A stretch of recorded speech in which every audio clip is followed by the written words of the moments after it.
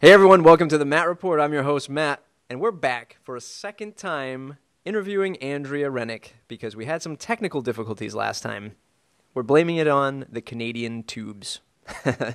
So what we're going to do today is interview Andrea for the second time about her journey using WordPress, what she does on a daily basis, and how she makes a living using WordPress to hopefully share those thoughts and ideas so you guys can all benefit from it. So hello, Andrea. Hello, Matt. There is quite a delay again, but we're going to try to work through this one more time. So just Okay, introduce cross my fingers. yourself to the folks and what you do with WordPress. My name is Andrea Rennick. I'm known as Andrea R on the WordPress forums and on Twitter, where you see me often. And right now, I am a customer advocate at StudioPress, which is part of Copyblogger Media. Nice. Did you have an aha moment when you realized that WordPress was the way to go when you started way back in the day? Was there a particular project or just that moment that got you into WordPress? Um, yeah, when you and I were talking before, I said I migrated from movable type 2.6 when back in the day of hand coding HTML uphill both ways in the snow. But I sort of jumped around a little bit because you don't just want to jump on a blog platform just because that's what all your friends are using. Especially back then, there was no connecting them, so it was way less of an issue. So I did try out a few different things, and for me, I really liked WordPress because it was so easy to use, and it still is, and you can really dig quickly, and that's what I really liked. It was easy to get your hands dirty. Yep, yep. When I spoke to Jesse Friedman, my very first interview, and we kind of talked about what's the best way for somebody to start jumping off into WordPress, be it a designer, developer, or somebody just trying to learn how to use it. That was his advice, was just start using it, start hacking away as best as you can, kind of learn the ropes as you go. And it still rings true if you do a local install of WordPress, start playing with posts and pages, kind of learn how to get it going. And being a customer advocate at StudioPress, I'm sure that's something that you kind of deal with on a day-to-day basis, those very low-level questions. Uh, yeah, it's people worried about breaking your site, but that's how I learned all this stuff was to break it, and then you figure. Yep, it's the best way. So just a little bit of... Yeah, and I find once you reassure people that, a little bit of a lag. Yeah, a little bit of a lag. That's okay. Okay. So you were saying people, the average Joe who's using the WordPress software, a little afraid they might break things. Right. And it's a fear. They think they're going to break it irretrievably, that all their posts are going to be gone, everything they've worked for is going to be gone. The big white screen of death, for example.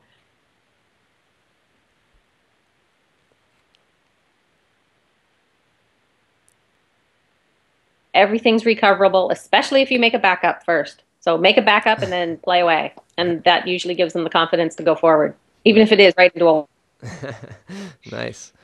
Do you remember your first WordPress project or client, or how your very first interaction with WordPress? Well, I was using it for a while before I had any...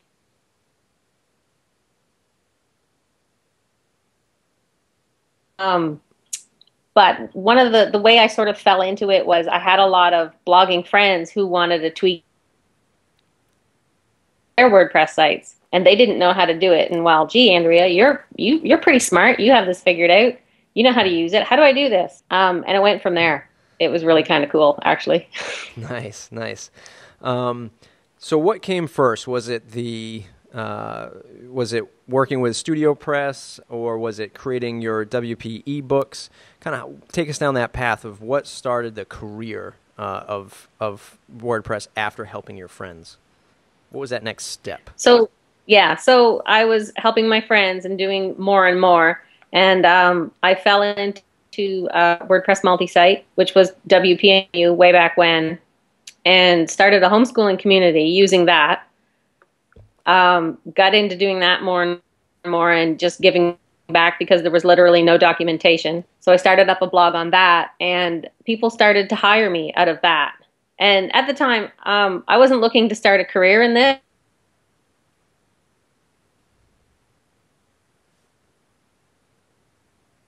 to play money. Yep. My husband, Ron, he's a programmer, and he was doing the corporate thing again. He had done freelancing off and on with other things. So one day he came home and he said, I can't stand this anymore. Ramp up your freelancing, and when we get going a bit more, I'll quit this job and we can do it together. Nice. Very nice. Yeah. Yeah. So that's what we did. So we did the freelancing, and then as that went on, we were doing.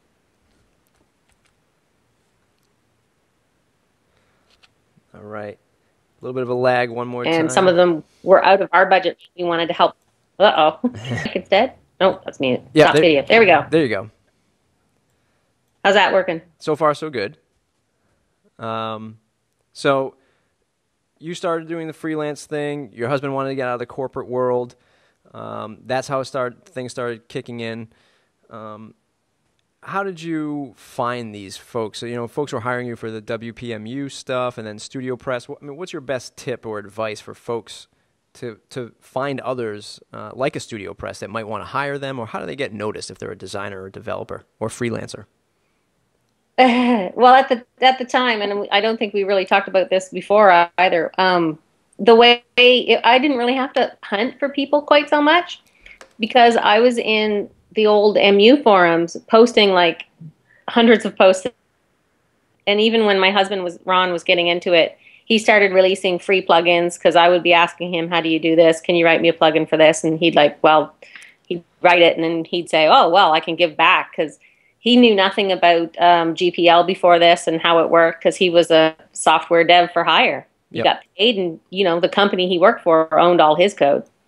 So this was a complete 180 for him too. So it was really cool, and we were really jazzed about it. So we were just constantly putting ourselves out there, and then you do eventually just get noticed. Yep. Do you think it's changed now that obviously we're here years after and WordPress has grown, so large, and the community is so much bigger now? Do you think it's harder for that freelancer to get noticed in the community, as easy as it was back then? In some ways it's harder, but I think there's also a lot of people who think that it's almost too hard, so they don't say anything at all. So then they don't, you don't say anything, you won't get noticed at all, right, versus too many voices not being noticed. But I do find to really get noticed, you have to come up with some sort of big splash. That's what I'm seeing for the people who are getting noticed. Either it's a big splash, or they are consistently putting out really, really great content, or they're just super good all the way around. I mean, you don't even have to be, code ninjas like Daryl Coopersmith, for example. He's somebody that I've actually met him briefly in WordCamp New York in 2009, I'm going to say. And he wasn't well known then either, and he just did something. It's on the tip. It was an Elastic theme, I think it was, and it was crazy JavaScript stuff, and that's when everybody took notice over Coop. Yep. And where he is now. Nice, very nice. And this is important for any of the young freelancer, entrepreneur, startup listening to the show. And your parent company, Copyblogger, talks about this all the time. You have to put out great content. You can't just put out content for the sake of putting out content, or coding for the sake of coding, or making a plugin for the sake of a plugin. It has to be great. It has to be that step up above the average stuff that's coming out, and that's really what's going to get you noticed. WordCamps, networking, seeing people face to face. Do you find that to be a lot more valuable than just Twitter or LinkedIn and the electronic social networking? Is social networking in person much more valuable in our field? I think it can be valuable, but at the same time, we're out here in the backwoods of Canada, way off in the corner, and we don't get any public events as we'd like to. It's usually an extra plane trip and add an extra zero onto the cost of the trip. Yeah. So it's kind of it's kind of adds that nice layer, and it makes those connections a little more deeper and more meaningful, but you could still do it without those connections. I'm sure people in Europe have the same problems trying to tap into like the American dev side of WordPress, but they can still do it. Yeah. Yeah, I just interviewed Amber Weinberg, and she moved from the States to London, and she already actually had a good base of networking friends from Twitter and online. So when she moved out there, she already kind of knew people, but she's in a place where there's not a lot of WordPress meetups and WordCamps, and not a whole lot going on for the WordPress side of things. So it works both ways for her. It's good to set up that social networking stream. Yeah, like here, even in my whole province of New Brunswick, there's not a lot of people. There's about 750,000 in the whole province. So I can literally count WordPress knowledgeable people on one hand, maybe a little. Nice. So it's not like we have a lot of meetups going on. Right. So my next question is really geared towards the freelancer who's just starting out. But with your experience as the customer advocate on StudioPress and maybe dealing with these folks, how do you deal with the $500 client? So, oh no, what is it that if you were a freelancer that you did to kind of start elevating from that $500? I just need this really quick help. I don't have a lot of budget money, or I don't have a lot of money in the budget. And what do you see on the forums from StudioPress to kind of see people elevating to that next level of client? You know the answer to this one. Raise your rates. Yep. Yep. Raise pretty much all around. Because I find the people who are sort of nickel and diming, and I understand the budget conscious, but having been on both sides of that sort of situation too, you want to get your money's worth, but at the same time, you don't, as a developer, want to be overworked. So you have to be really clear about what they're getting. And you have to be really firm about what they're getting. And this is the same as being in support. Like, what exactly does support cover this? Like, I might give you some code, but it's not the norm. I mean, I can't give you code every time you ask for it. But I can tell you where to find things, right? Right. Yeah, I think I lost my train of thought in there somewhere. That's okay. Do you think it's fair? So let's say a customer buys, a 90, one of the StudioPress themes, whatever the cost might be. I think $97 with Genesis and one of the front-facing themes. Do you think it's fair if they're just an average Joe starting their company? Is $500 a good number to consult with somebody and say, you still have to go buy a theme, so spend that $97 to $100, and then consult with a freelance WordPress developer or designer to help you put those pieces together?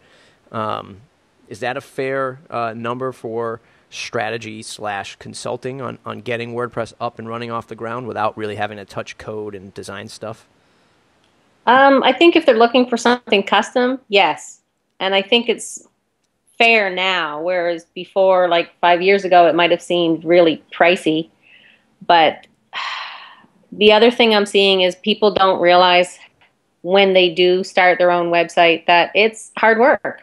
Mm-hmm. And the web is harder to use. We're seeing people who are on the internet all day, they don't even know how to form a hyperlink without a button. They couldn't do it in HTML, and they couldn't link to an image without the HTML. And to me, those are things that I think should be taught in middle school, Yeah. Computer literacy. Yep. But I might have a little higher expectations. I think we all do. Those of us that are in this field, consulting and dealing with the general public, if you will. Yeah. So it's one of those things that I think people going into it realize it's either going to cost them in money or it's going to cost them in time, and they have to pick. Yeah. Do you ever run into that wall at supporting the StudioPress community where the folks that just don't get it and just don't know how to put the pieces together, think that they either spent too much money on a particular theme, and because their lack of knowledge on this stuff, they just felt like they were taken advantage of, or are they just not the right fit? And Yeah. Yeah. what do you do with those folks once you hit that barrier? Well, we're super nice because sometimes you don't know what you don't know until you start digging into it. And I usually commend them for realizing that they're in over their head, because it takes actually a smart person to say, yeah, this is too much for me, instead of just trying to push and keep going. Right. And there's a return policy, which is used. 30 days, they can get their money back. And I'm happy to refer them on to basic tutorials, other developers. Maybe they're really in over their head and they should be on WordPress.com instead. Because I don't like to turn people down without giving them somewhere else to go. Right. So if I direct them elsewhere, so maybe they didn't get help from me, but they are getting help that they need, which might not have been what they thought they wanted. So that at least they can keep moving. Nice. It's good. It's great that that your company offers a return policy, and that you guys are super nice. I know I forget the lady's name who I just emailed at StudioPress, because you guys upgraded to the new my profile or account dashboard. Right. And I lost access to all my themes. so I just emailed it and they fixed it for me in like 5 minutes. So it was great. Yeah, that was probably Katie or Rebecca. Yeah. I think it might have been Katie. Yeah. So could you give us a little insight to working with the StudioPress team? What's your daily routine? Do you guys, have general meetings every week? How do you manage your day-to-day in this kind of job? Well, we have we use Skype a lot. It's pretty much on for most of us all the time. And we have a group support chat that we hang out in and compare notes and talk about our day and say good morning and all that sort of thing. Like the work at home office cooler. Yep. So we can talk privately rather than Twitter, which is public. So in case there's an issue, can I get some help on this ticket? And we have on our ticket system, we can add notes for each other too. And sometimes we might just give people a heads up of what's going on. But yeah, it's casual and laid back, and I've been on vacation this week, and they keep kicking me off Skype, and so I won't accidentally work. And I really miss them. That's nice. That's nice. You have a week's vacation, I assume? I had a week's vacation, yeah. Didn't know what to do with myself. In running the business and on the daily or working for StudioPress, do you have any particular weaknesses that you can identify, but they're offset because of WordPress as it is, as a piece of software, or because of the WordPress community, something that you can lean on that you might not be very strong with? Here's my dirty little secret. I cannot code my way out of a paper bag. I can read the code, sort of understand what the code is doing, as long as it's a short little snippet or like a little tiny function. Not really sure what an object class is. Any of the higher level programming stuff is way over my head, but I know where to find the information. And I know out there somewhere there's usually a plugin that somebody has written. Or sometimes I'll just turn to Ron and I'll just do what I call a sanity check. I'm like, is this right? And he'll correct me or not, or tell me where to go look. So yeah, the community is great that way, that we can, for the people who don't code, like me, the number of people willing to share their knowledge is really good. And I mean, I like sharing and passing on information, and it's really nice to see there's so many other people like me who are willing to do that. Very nice. The next set of questions is specifically about WordPress, and we might have already started touching on the answer, but maybe not. What is it about WordPress that enables you to make a living using it? Is it the software? Is it the community? Is it a whole bunch of stuff all in one?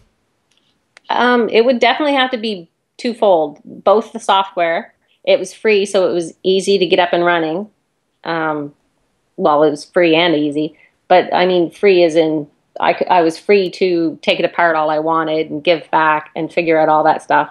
And also the community, because without the community, it would be really dry, I think. And I think it's really the community is what makes WordPress so great. Not just software, but the community of impassioned users, even when we're arguing about things and snipping over tiny little functions we think should be done better. When you stand back and have a look at, wow, we've like 3.5 just came out and there was, 100, 150, 200 people involved in that, some in tiny ways, some in big ways. And when you stop and think, wow, we all did this. We all did this, and it runs 17% of the web. This is just, it's just crazy. I mean, where else in the world does stuff happen like that? It just doesn't. Right. Other open source projects, but you try to explain to somebody who isn't in it, and it's just there's no words really. Yeah. I mean, you're doing this thing that's just huge. Yep. As my very first open source community experience was with Drupal and DrupalCon in Boston. I forget how many years ago that was. But that was my first experience going to an event and just seeing the folks that were just, working on contributing to core and building modules for Drupal and just the excitement. It was just, and that was just it was blown away by that kind of community feel. And now being more involved in WordPress, it was definitely, seeing the same thing happen at a much greater scale, and WordPress meetups and camps that happen every month, every week, depending on where you are. So it's amazing. It really is amazing. Yeah, it's just like we have this funny little thing. Sometimes we joke about it in support. Somebody will phrase a question, is it possible to do such and such? And internally, a couple of us, our immediate answer to that is, well, it's PHP. Anything's possible. Yeah. Yeah, it's not great. What they were asking, but yeah, it's possible. And that's the thing. It's possible. Yep. So all that good stuff said about WordPress, what's your one gripe about WordPress, and how do you think it can improve in that area? How do I think they can improve it? Probably, and I know they're continually working on this, but making it even more straightforward for new users to get up and running quickly. I know for most of its existence, one of the biggest complaints is if you don't know what you're doing, it can be hard to get going. But in comparison to some other programs, it's a lot easier than, say, Drupal or Joomla, which is another thing that we explored at one time. And recently I looked at another CMS, and somebody had said this was easy. I'm sorry, bless me, WordPress, for I have sinned. I went and I installed another CMS just to try out. But it did a lot of things. Do you remember the name of it? Not off the top of my head. I wish I could. It did a lot of WordPress does. But for me, where it failed was just trying to get it installed, and you had to build a theme when you installed it. So I'm like, and you want to compete with WordPress? Dude, yeah. This is where you're falling flat. Yeah. Interesting. Yeah. So let me ask you this question, and I really started thinking about this probably 2 weeks ago, and then I interviewed Andy Stratton of WP Maintainer a couple days ago, and we talked about it a little bit. The .com, and actually I interviewed Brian Castle of Restaurant Engine, which is a website for creating restaurant themes on WordPress, hosted WordPress themes on WordPress. WordPress.com has launched or is starting to do this vertical of like restaurant themes and other different verticals of themes. Right. Do you think that's competitive to folks in our space, especially folks like a StudioPress who's selling themes already, or folks like us we're designing and providing WordPress services? Do you think it's slightly competitive in the sense? Any thoughts on that? I think it's, in terms of being competitive, I think it's more like a healthy competition. Okay. If anything, it would get new people into the fold of WordPress that maybe had not considered it before. That's where I think the good thing is. I don't think it's going to be a huge competitor for of the other services that are doing things like that. Like StudioPress, we sell themes that you can buy on WordPress.com as part of their premium theme upgrade. you can go there and there's a few select themes from StudioPress that you can buy, and they're available there. So, like, for example, if we built a restaurant theme, and I'm just pulling this out of my hat, I have no idea. If we built a restaurant theme and went to Automatic and said, could we sell this theme on WordPress.com, then they could include that in their vertical. So that's a win-win for both. See, I'm of the mind that I think in all this competition, there's ways we can work together, and with a little bit of jiggling sometimes, we can all sort of fit. Because with their verticals and their hosted offerings, they're still offering the hosted version, and there's still going to be people who want more than that or who need more than that. That's a good point. It's a good point. And I'll throw another monkey wrench into that, to kind of expand on this thought. And I saw yesterday that VIP introducing a new enterprise level for much less money than their typical enterprise VIP level at $500 a month for hosted. Do you think that WordPress.com is going to start eventually lowering that barrier and getting that small business to pay a little bit more money for extra support on their hosting? Do you see that being an issue as well? Yeah, I can't see them going any lower than this small enterprise sort of level. I can't see anything lower than that sort of being worth their time. Gotcha. You know what I mean? Gotcha. If they started competing with like regular web hosts that, $25 a month, they'd need to be like triple in size. Yeah. Yeah. I mean, in terms of people hiring. Yeah. Yeah, that's a good point.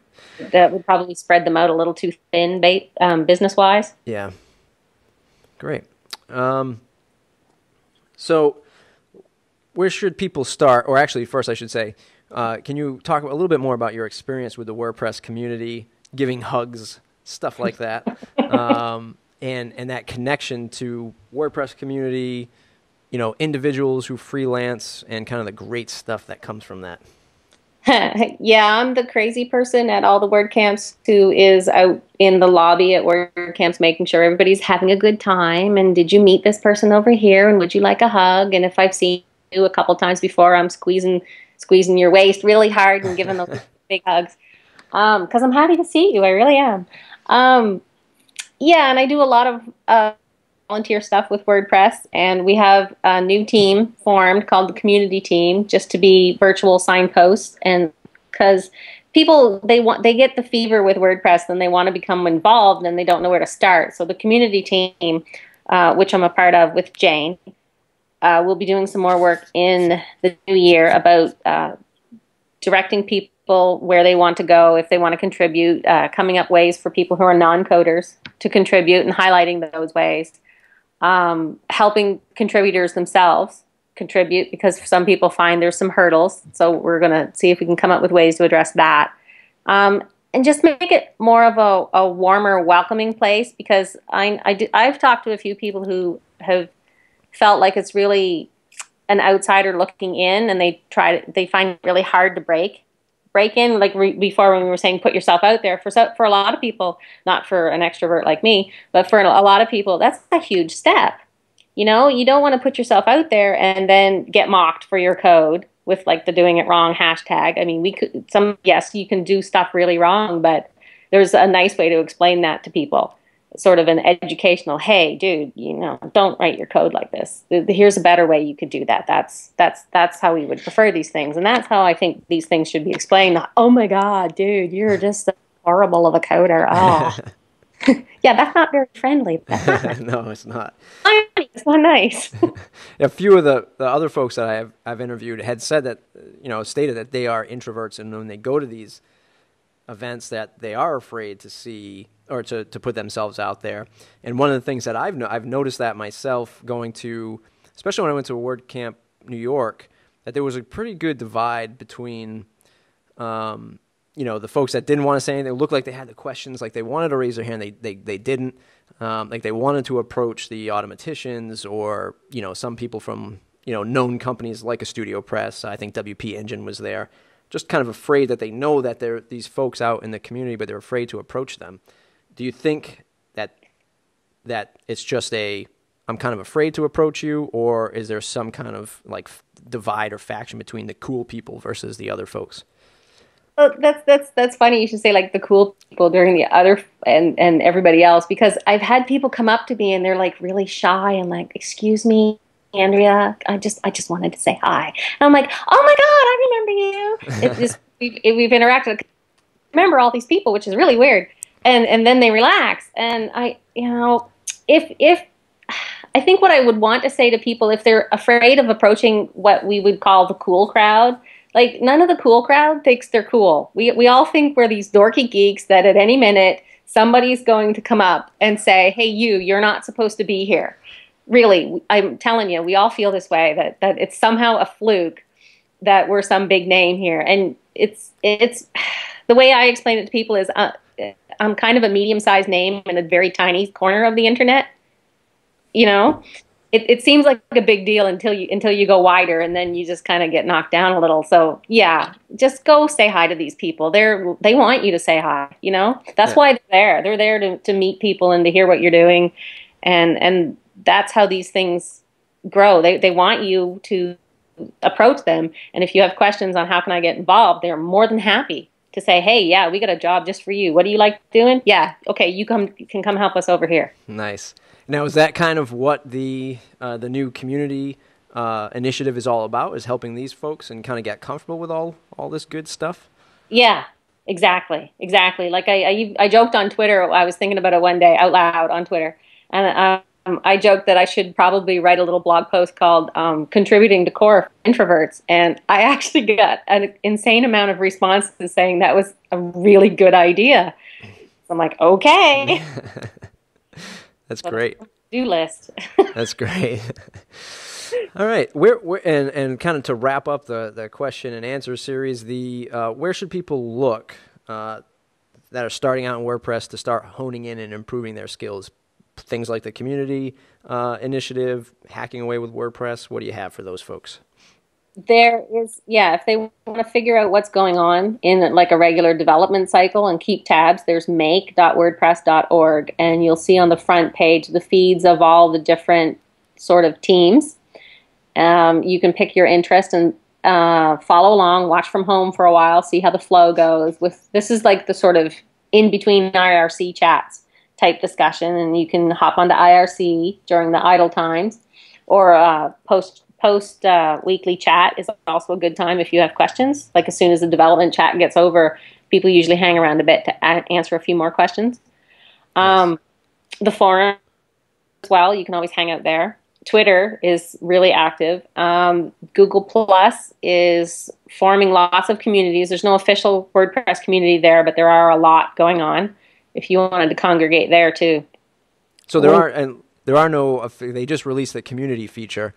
And I saw like 3 or 4 different WordPress communities. There's no official one yet, right? No official one yet. That's right. Okay. You know if Google even has like a verification process coming for that stuff? I don't know. They did for pages, I think, but for the communities, I'm not sure. I haven't investigated it enough to see what was going on. Yeah, interesting. That's great.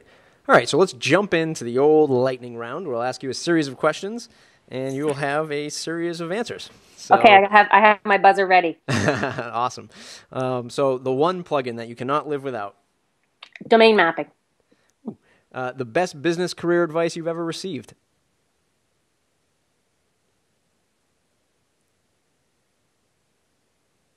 Raise your rates.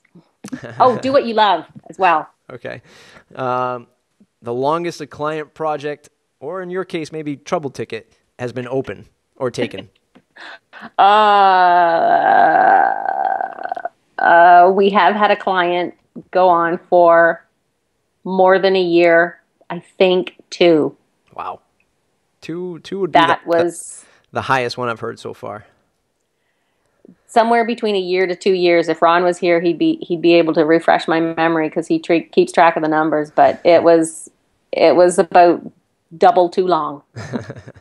If you had to switch to another CMS, what would it be and why? Either movable type or expression engine. Nice. A particular quote that you live or work by. It's funny you should ask that, because for the past few years when we started the freelancing, I picked a word that I would print out or draw out because I'm artistic and stick it above my desk, or a phrase. So I noticed after the first couple years I started doing this, it kind of fit into a theme, because it started out be awesome, and then it was ship it. And I think this year it's going to be write. Ah, very nice. Very nice. Keep on writing. Yeah, good one. I have not done enough of that. What's the one question I didn't ask you that I should have? I got the community in this time, second time around. I want to say, what color is your hair this week? But what's the one question you asked that you didn't? What's the exciting thing you're going to do today on your day off? Well, I made the Rice Krispie squares already. Oh, very nice. And I have finished decorating the tree. Nice. But what I really need to do is update my personal blog, which hasn't been updated in literally months. Uh-oh. Yeah. So I'm kind of dreading that. Go back to the, like, remember I said write? I have to write. Yes. Great. Well, I want to thank you for taking the time to do the second round of interview. A little bit more technical issues, but that's okay. People are just going to see my face and hear you for a good 30 minutes. No. So I do appreciate it. Where can folks find you on the web, and how can they say thanks? They can find me on Twitter mostly, is the easiest way. I also hang out on Google+. Just type in Andrea Rennick. You will find me.